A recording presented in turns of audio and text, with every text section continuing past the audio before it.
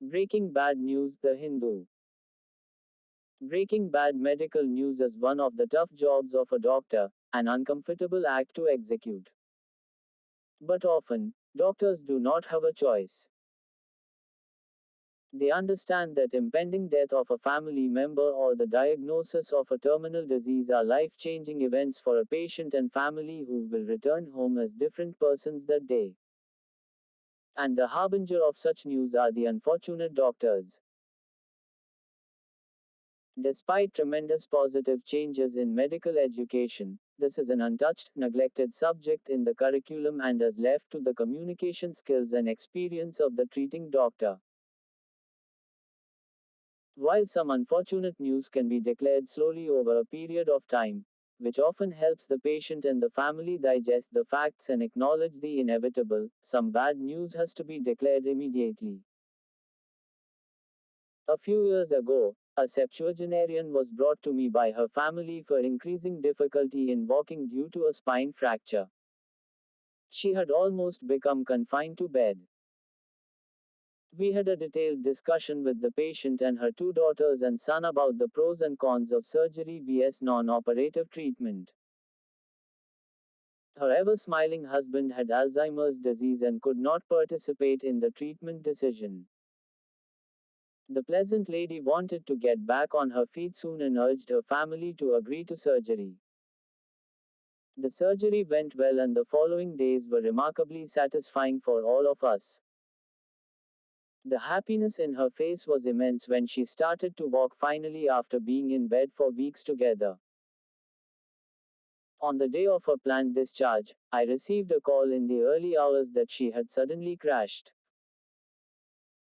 She had become breathless in the midnight, and though the crash team of doctors started resuscitation within 5 minutes, she died by the time I reached the hospital. Despite preventive medications, some elderly patients develop blood clots in the leg which can cause sudden cardiac arrest.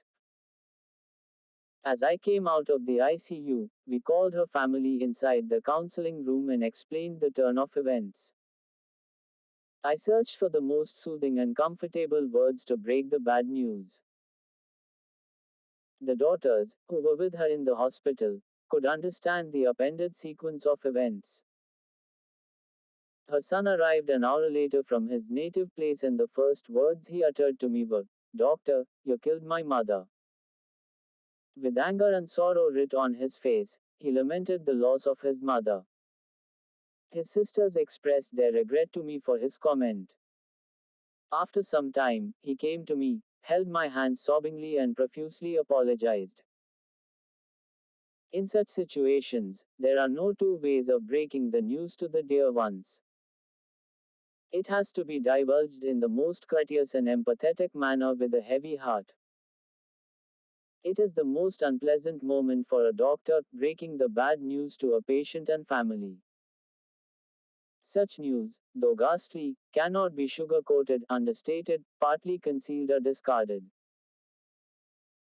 There are some branches of medicine which are walled off from this vexatious experience, while there are some unfortunate doctors such as intensive care specialists who do this daily. Some doctors find it a mind-numbing experience and try to pass the buck to intrepid doctors in the team, or delay the news or wait until the family themselves understand the gravity of the situation. Every profession has its share of good and bad which comes as a collective package. Breaking bad news tops the flip side of being a doctor. There is no pleasure in doing so. In fact, the extreme despair and sorrow that is associated with such instances linger in the minds of doctors for weeks, months, or even years. In an interview, cricket maestro Sachin Tendulkar once said, "I have hit innumerable sixes but I don't remember many. But all the instances where I had got out is well etched in my memory." Doctors heal thousands of patients in their career, but instances when they lost their patients or divulged earth-shattering news to a family never fade in their memory. rishiotho@gmail.com